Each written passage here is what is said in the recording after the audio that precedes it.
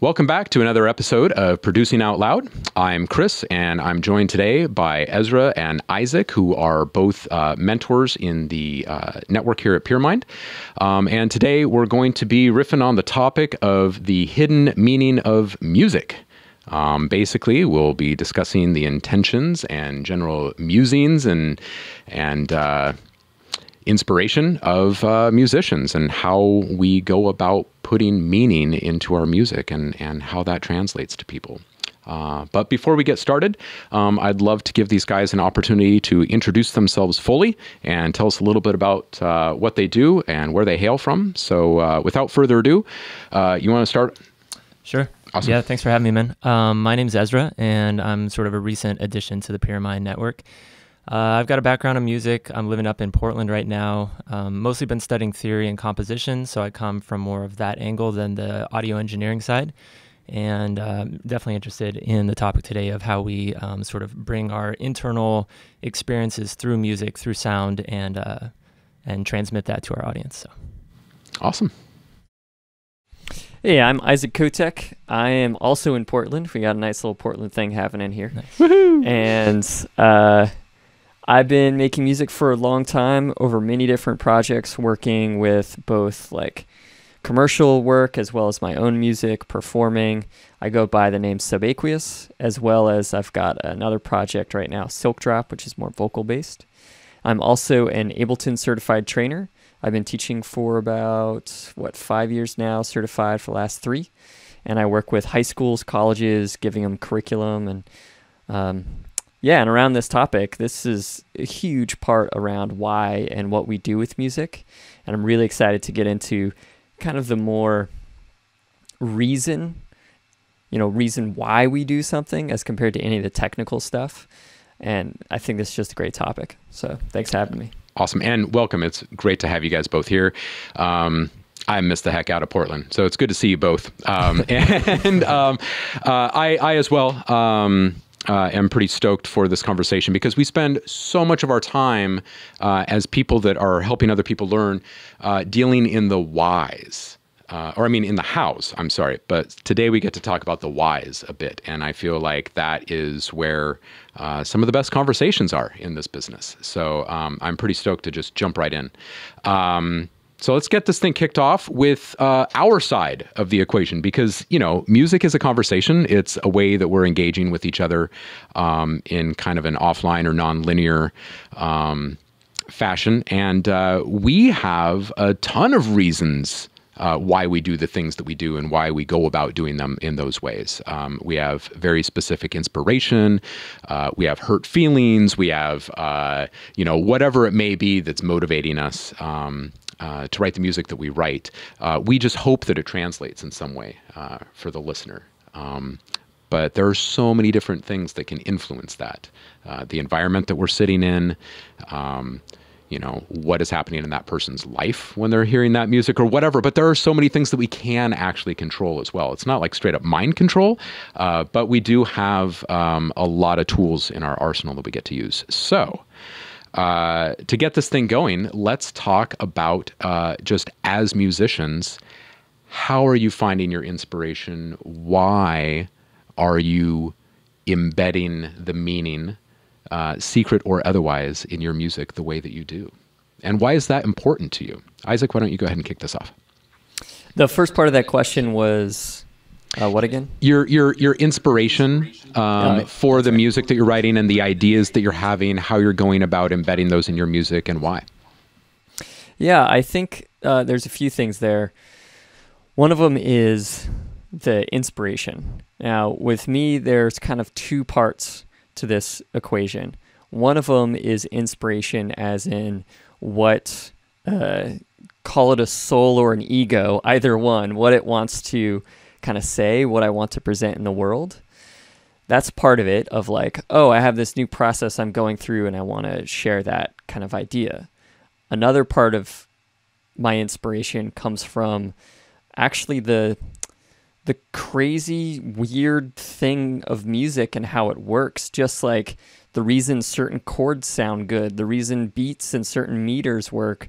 So I'll go down a tunnel of learning a whole new musical system and then put that into my music as inspiration, as well as the other side, which is kind of the emotional kind of message. So it's both of those things that inspire my music. I find if I'm doing the same techniques over and over again and trying to present a new kind of emotional concept, it's less exciting as a producer. So I feel like both of those. Yeah. How about you, Ezra? Yeah, well, I just want to speak to what you're saying, Isaac. I'm curious how you feel about the idea of disrupting our compositional tendencies or habits in order to come up with those new ideas. Like you mentioned, if you're just using the same techniques in order to try to express something new, that can become kind of redundant or not as effective. So I'd really be interested in hearing what you do in order to break free of those constraints.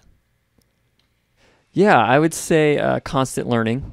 I mean, that's one of the reasons this platform is amazing, is because you can find all those new lessons and way of learning. But I'm really intrigued on how music works in and of itself. So it's like, why does composition work? What in it works? What doesn't work? What breaks that mold? And it's just constantly listening to new music and trying to glean ideas off of that. Like listen to some jazz, you'll pick up a whole new way of viewing music, specifically like percussion and rhythms. And then you look at other forms of music and so I guess it's just spending maybe like 10 or 20% of your time as a producer just not making your own music, just playing theoretically. And that will imbue itself back in your music eventually. Because then you'll realize, oh, when I use weird dissonant chords like this, that is the best way to express in this part of the song, in the bridge, this dissonant feeling. And you'll only get that by experimenting outside of your, finished product music. So very true. Yeah. How about you? Yeah, I'm pretty similar in that, like, I find myself a lot of times going through music that already exists and finding the parts of the song that speak to me the most, where I can feel it. And then because I have the understanding of how music theory works, I'm able to actually pick up the guitar or sit down at the piano and break it down and figure out what they're doing. And then I can incorporate that into my own music. But there's another thing that I've just discovered over the last few years, which is called music cryptography. And it's a technique that I've gone really deep into in my studies, and really there's a lot of different ways to do it. Before we started this podcast, Isaac, you were talking about microtonal music, and it's part of, to me, sort of the larger question of like world music, but also avant-garde music in the sort of mid-20th century with Harry Partch and some of those like more experimental composers, John Cage, people who were just stuffing things into pianos and hitting them with hammers. For me, that music has a sort of novelty aspect to it, but I really, at the end of the day, I want to hear beautiful music. Like I'm attracted to songs and composition. So with music cryptography, what I really like about it, I guess I should qualify what that is first. Excuse me. So music cryptography is the embedding or encryption of a concept or a feeling or something through a translational process into a harmonic framework. A simple way of thinking of it is taking a word, let's say the name Chris or Isaac. So what you could do is you can take each letter of that word and translate it from the English alphabet into musical notes. So CHRIS is a 5-letter name, and so you would have a 5-note melody. And you can really have whatever substitution cipher that you want. You could say the letter C is equal to the musical note C, and the letter H is equivalent to the musical note D. You create a substitution that you can then use for multiple songs, and as you begin to use that substitution cipher, you develop a relationship with that cryptogram, and it becomes sort of a golden thread through all of your music. I found that that's been a really useful technique for me to break free of some of the constraints that I usually sort of unconsciously adhere to. So I would find myself, for example, I was studying a lot of pop music, and I was doing a lot of the same progressions. And I started feeling like emotionally constrained because I want to express myself through my music, but I'm limited to the chord structures that I'm studying. And so by introducing a chromatic cipher where all of a sudden it's sending me through both chord tones and non-chord tones. I have to find ways to creatively adapt. So for like CHRIS, I might use that as the figured bass and then build out chords on top of that and come up with a chord progression I never normally would have used. Right. Yeah. Brilliant. Yeah. Great way to kill the mundane, right? Totally. Yeah. Yeah, you know, over the years, as I've just gone deeper and deeper down the rabbit hole of sound design specifically, favoring that greatly over music production in general, somewhat because of time, but mostly because of like just passion. And I'm very intrigued. Every day I'm finding something new with tools that I've used for years. And I find that to be probably the most fascinating part of my process of approaching things. And I found that I can trigger just as many emotions and elicit just as many responses from people watching films or playing video games or listening to music with individual sounds as I used to be able to with music as a whole compositional piece. So to me, it's become more of the medium that I'm preferring to focus on, and it's absolutely amazing the process of variation and iteration, I guess, when I'm in my ideation phase of my workflows, and it really informs like the experimental or the like not so procedural stuff really informs where I end up going. I may have an initial concept, like I need to make something really scary, or I need to make something really jarring, or I need to make something really uplifting or euphoric. And I have a really good idea of where to start.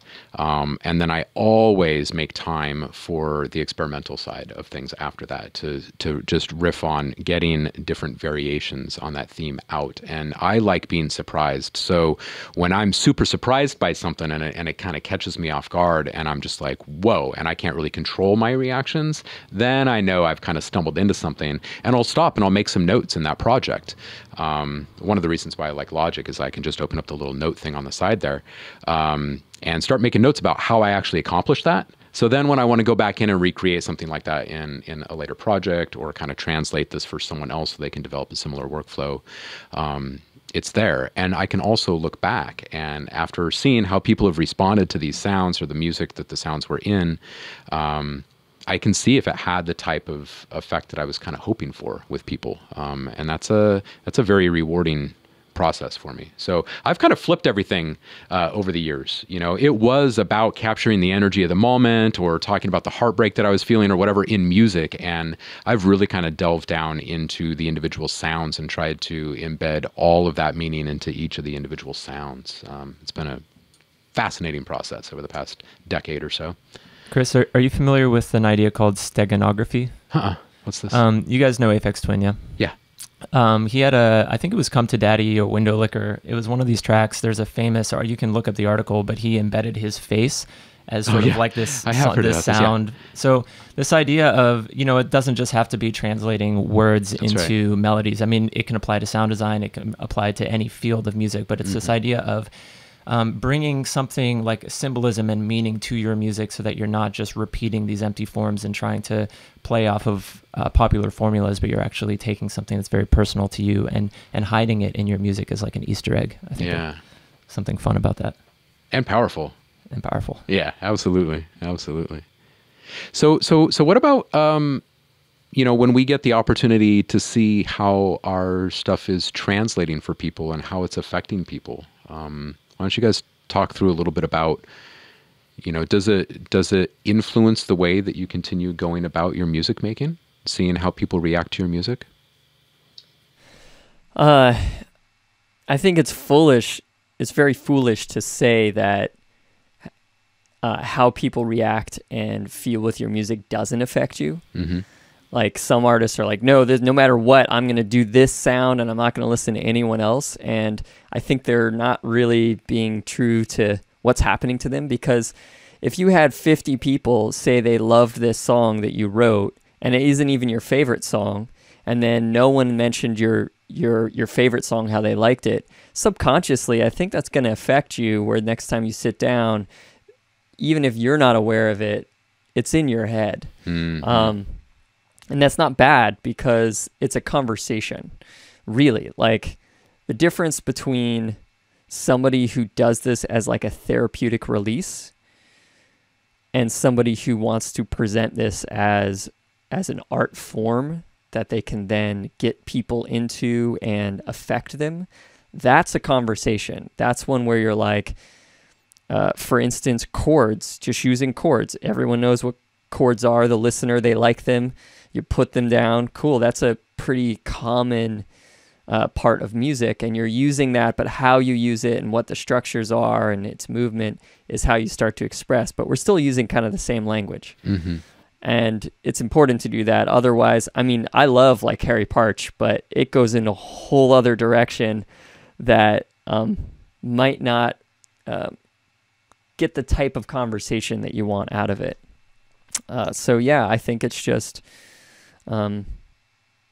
listen to what's around you, but also the important thing about an artist is, or any creative or any business person too, that you don't want to 100% listen to what everyone says, because you're holding the vision, you're holding the new creative idea, and everyone's going to tell you it's not going to work.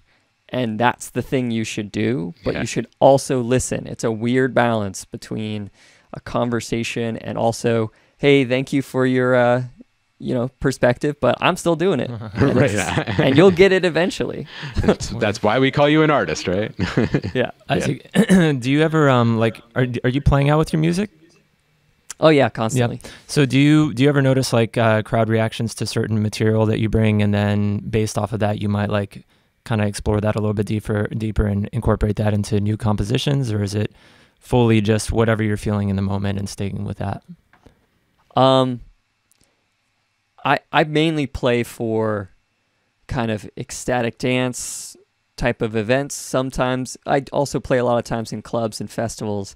And really with Subaqueous, I'm trying to get people to move. I'm trying to get them to move in a very specific way.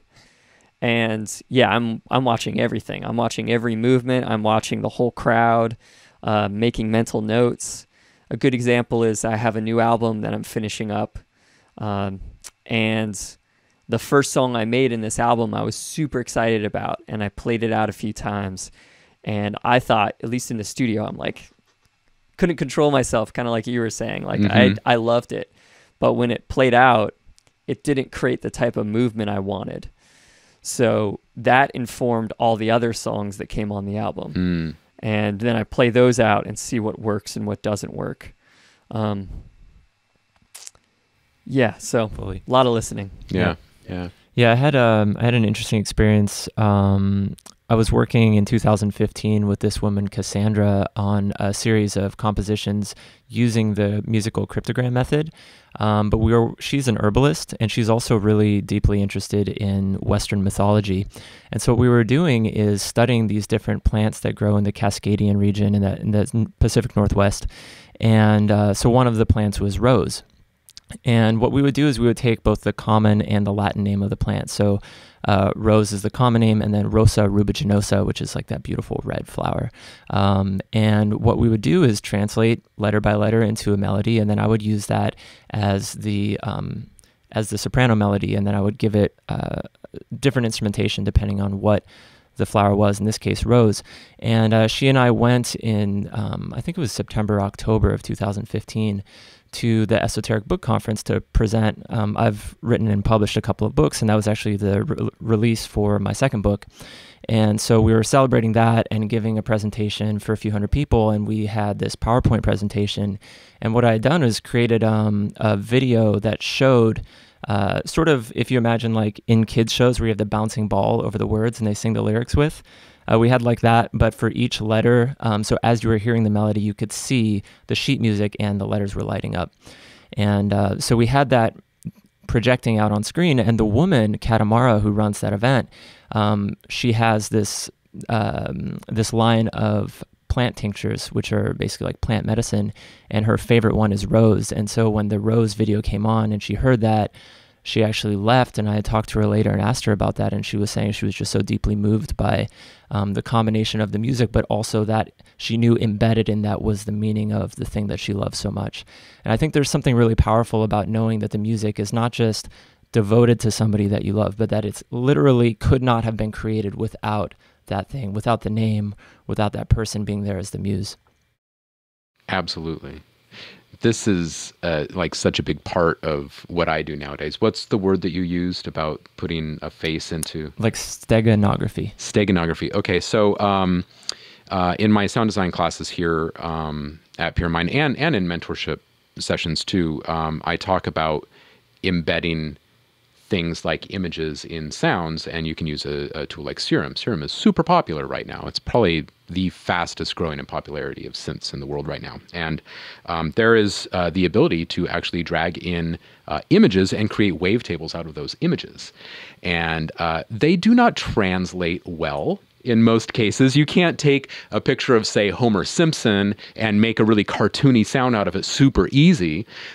But if you know that you put Homer Simpson's face into this synth and you got a shape out of it, or a series of shapes out of it, now that kind of informs how you're going to approach or try to manipulate those shapes and those sounds into something a bit more jovial or cartoony or goofy or something, right? Totally. And I feel that there is, however it translates to the audience or affects the music that those sounds are in, it has an effect on you as a producer, as a musician, as an artist. And I think that that is maybe even more important because embedded meaning or hidden meaning in music isn't just about getting an idea or a thought or an emotion out to the listener. It's absolutely, you know, a way for us to get stuff out in general, right? I mean, think about how crazy we would go if we can't get a lot of these things out of our heads. And if you're going through something big in life, sometimes all you really have to do is address it in your music in a way that only you are really going to know about or appreciate or notice or something. And it's a great source of inspiration. After the moment first happens, it carries on because you're constantly reminded by whatever you've embedded. And I think that's pretty awesome. It just makes me think so often we're conditioned to think that the way we're supposed to do what you're describing is through lyricism, that we very overtly state like, hey, these are the emotions I was feeling when I wrote this song. This is what the song's about. And maybe the album art or the music video, it gives you supplemental stuff. But I think there's something, and you, like you're saying, it's not just about the importance of transmitting it to like having this subconscious or subliminal message. It's about the subliminal message is for you, the songwriter, the composer, the audio engineer, because it's helping you get in touch with something within yourself. Absolutely. Yeah. Yeah. Very well said. Yeah. So we've talked about like where we're getting our ideas or how we're implementing things. We've talked about how other people might perceive that or like the importance of it. But what about like, how do we go about trying to elicit a certain type of response? We've talked about like the hidden side of this stuff, but what about the stuff that we're actually seeking from the music that we're doing intentionally? I mean, I know, you know, you pick a minor chord and it might be a little bit more depressive than a major chord or something. But beyond that, what are you guys doing in your music? You know, instrumentation choices, how you're layering sounds, or, you know, are there lyrics involved? Or what are you guys doing to create these like emotional swells and triggers for people? I think you want to take this? Yeah. Yeah. So I would say that the longer I've been doing this, the more tools I begin to acquire, and I begin to understand what tool works better in what place. So a good example of that is one thing I'm noticing a thread is that we have different kind of uses or thoughts behind the creation of the music. So for instance, you're talking about the music cryptology and all these different ideas of embedding concepts. And those are coming from like trying to share these esoteric concepts and trying to share something from more of this kind of perspective. It's more about a perspective than it is maybe an emotion. And it probably has emotion too, and you probably blend those two things. But then there's the other side of that spectrum, which is purely emotional, of like super happy, I'm just going to make the happiest thing that ever existed. And you don't really care about, you know, even the instrument choices if they're in any way interesting. So you have a wide range of what is possible and how you want the music to work. And then you just got to choose the right tool. So in Subaqueous, I'm making more music for a specific style of ecstatic dance. I want people to start going out of their mind, in their body, moving. Well, the choices, the instruments, the drums, how it all plays is very different than my other project, Silk Drop, which is a vocal-driven music that is more of like, I don't know, helping people feel more emotional. I mean, I also like to think of it as like, that's kind of a, Silk Drop is about the human story, about love and loss and whatever. Whereas in Subaqueous is more about not the human story. It's transpersonal. It's more of just exploring beyond who you are, beyond your body into this other thing. In the moment. And the sounds I choose will be completely different.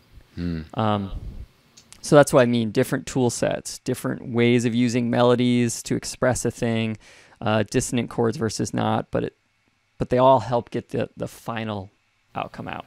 Yeah. So before we jump into your answer, I'm kind of interested to hear your the reason why you've chosen to mix kind of old and new, or like Western with world, or whatever in your approach with this project, knowing that the experience in the moment and kind of letting go of everything and just being in that moment. How did you arrive there? Is there some kind of juxtaposition that you're aiming for in your music, or is it more part of your creative workflow to just kind of seek until you find something that clicks and you say, this? Yeah, I think part of it is the juxtaposition between having like a really grimy, like Serum or Razor bass that's very crunchy, and then having a delicate harp player come in and play on top of it. Okay. And that creates, I think I'm generally looking for dynamic range, both with volume, with instrumentation, with story. How can I have like a soft beginning that moves to a more intense middle? And that is really a big part of it. But another part is pretty simple in the sense of, as tools go, if you're playing like a C major, cool, it sounds great. Well, if you did that like C Hungarian Gypsy minor, you play that, just the scale, and it invokes a completely different feeling. Right. And I just found the feelings I wanted to create were in these Persian scales. Yeah. Lots of like lower raised fifths and sevenths and stuff like that. And that just kind of led me to where I go, because it works. It invokes that feeling. Yeah, it does.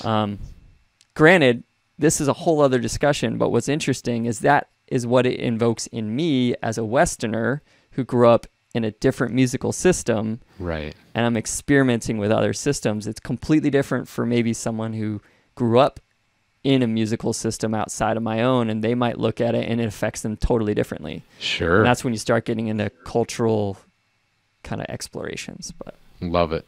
How about you, Ezra? Yeah, I mean, I just want to riff off what you were saying, Isaac, about the idea of you have these two different types of music. I mean, you actually have two different projects. You said Silk Drop and Subaqueous. And I was kind of seeing it as this like mind-body dualism, where the cryptography approach is very mental. It's like you start with this idea in your mind, you translate it through a mental process, but at the end of the day, you just have a tone row. So that needs to drip down from the mind through the body into some sort of expression that reaches the audience. And that happens through emotion and commingling with all the other physical processes that you're feeling, whatever it's stress or relaxation, happiness, sadness, all those things come into it. And that's actually connected also to what you're saying, Chris, this idea that yeah, it's good to have these tools, but you also have to have the skill set to be able to implement them. Like if you have this sort of essentially a random set of notes, but no knowledge of music theory or how to skillfully combine them to create the effect that you want, then it won't necessarily be a valuable tool. So you have to have a wide spectrum of different things that you can do. One way is through choosing certain instruments. You know, you were talking about having like this crunchy synth and then having a harp and the juxtaposition of those two things, right? But you can, if you're trying to go for a certain sound, let's say that the cryptogram is for your lover, and so like you're devoting this song to the person that you love. And so because of that, it's going to have whatever feelings you feel towards them embedded in the music. You don't want that sound to just come out as like do do do do do do do, right? You want it to like really have all of your feelings, but you can use those notes as the prima materia, as like the starting primary fundamental materials from which everything else comes out. Some people I find don't need that. I mean, some people, they'd much rather just go into, for example, a state of meditation. I know this is true for me in some cases. I don't always write with cryptography. Sometimes I like to just chill and drink some tea and sit. And when I get into a relaxed enough place, I start feeling things, and then I'll just pick up my guitar or sit down at the piano and I start just playing with a little melody that comes through, and it comes out organically. And I think that's great too. It's not that one is better than the other, that, you know, but whatever the process is, I think the more tools we have at our disposal, the more capable we are of every day sitting down, no matter what, and trying to write. To me, that's the end goal. Absolutely. Yeah, I'm a big fan of shiny objects and toys, just like any musician or producer in the studio these days. But I'm also a fierce advocate of being the master of one and not the slave to many when you're learning. It's great to have a bunch of different options to turn to when you're actually producing, when you know those tools well and you know what to do with them. So to your point of just knowing where to go and what to do with your ideas, it's just so supremely important. I guess that kind of leads me to one more thing that I'd like to touch on before we wrap this up, because this is just a fascinating topic for me. How do we translate these things for the people that we're helping as mentors and teachers in life? You know, because there needs to be a balance in the way that we are approaching these thoughts, these ideas, the way that we're processing our sounds or arranging our thoughts in our music or what have you. And there's always this need for balance, you know, the balance of how many tools are you using? How well do you know them? Or how many sounds do you have in your mix right now? Like how many instruments, how many tracks, and like how hard is that to manage? Are you actually able to get your idea out if your like mind is not super focused or whatever? So how do you guys help people that are actually not as knowledgeable and skilled and experienced as you with all of these things? And how do you get those conversations going in the right direction, knowing that you certainly don't want to quell or affect their creative energy and motivation and instincts? 100%. Yeah. I mean, I know I could speak to that, but no, go for it. Okay, sure. So actually, just before the podcast, Chris and I spoke for a minute about this idea of musical inheritance or imitation.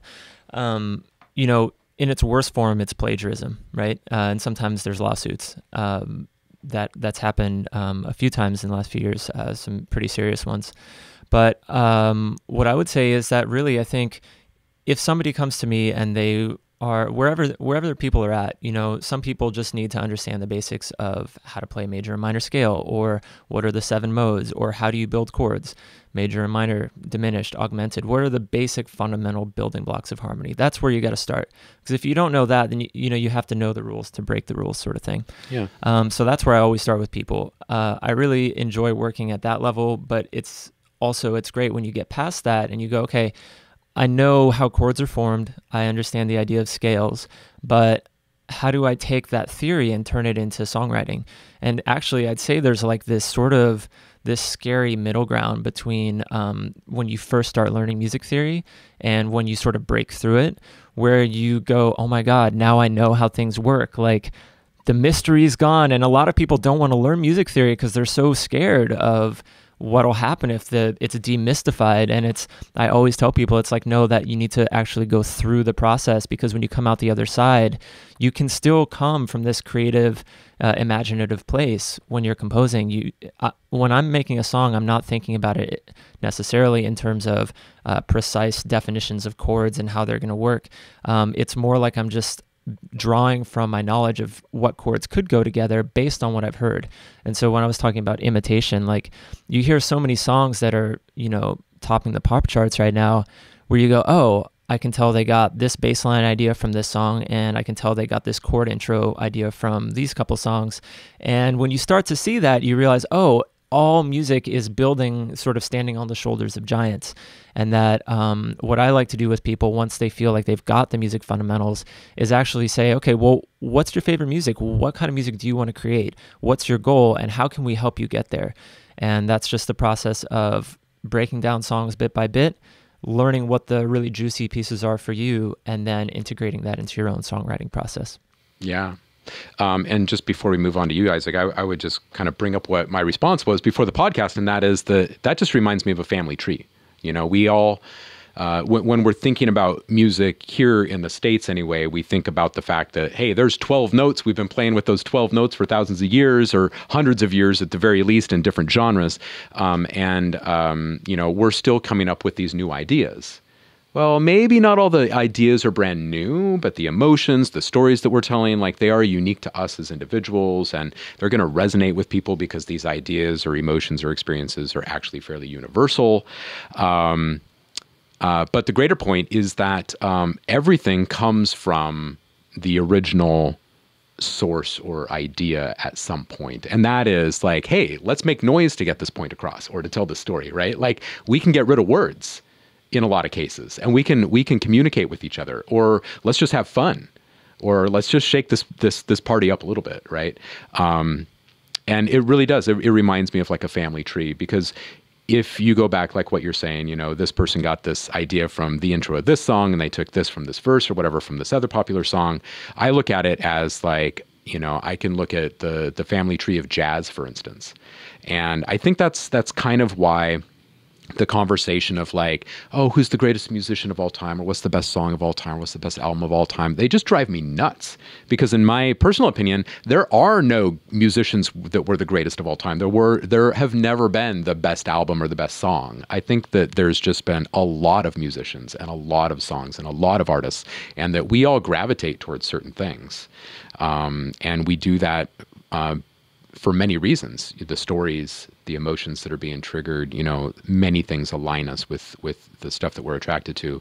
But I feel like we do kind of do ourselves a disservice creatively when we try to zero in on something and say, this was the best person, or this was the best song. And if we keep our minds open, we can borrow things from so many more sources, so many more people that came before us. And definitely one of the things that I would bring up with students anyway at this point. So what about you, Isaac? How do you go about this stuff with students?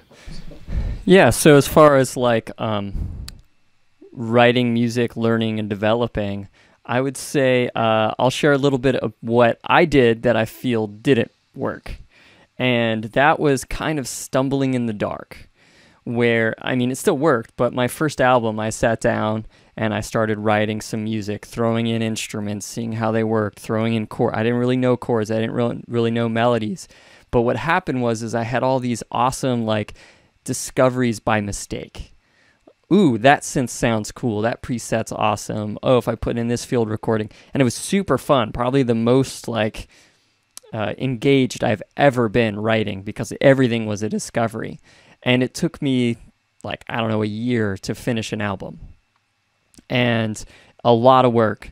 Basically, what I was doing is I was constantly reinventing the wheel, constantly not knowing what I was doing, and just throwing things at it until something stuck. So the reason I don't think that works is because once I went to my second or third album, I start writing, it's like those mistakes are starting to lessen.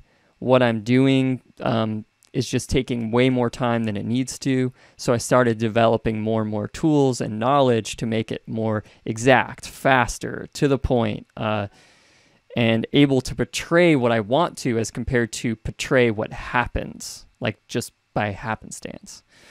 So my suggestion is, if you're writing, like let's say, it's kind of what you were saying, Chris, of being really good at something and being the master of it. Let's say you're a vocalist.